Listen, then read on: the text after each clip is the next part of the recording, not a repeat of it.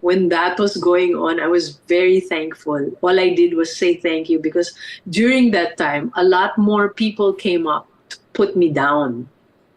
Mm. While there were people who were Typical complimenting, showbiz.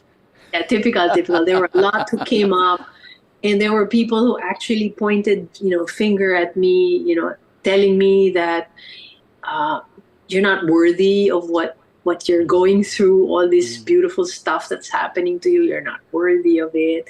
We question it. Yung mga ganon. Mm. I tell myself, kanya-kanya naman tayo, di ba?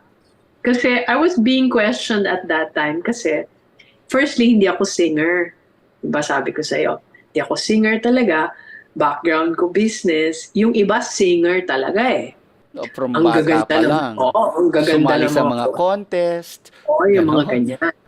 So, ang layo. Bigla na lang out of nowhere, andyan ka na, tapos meron ka pang hit song. Kami, nandito, mga Mm. koloratura, mga ganyan, pinag-aralan Mm. namin. Galing kami sa banda, galing kami sa...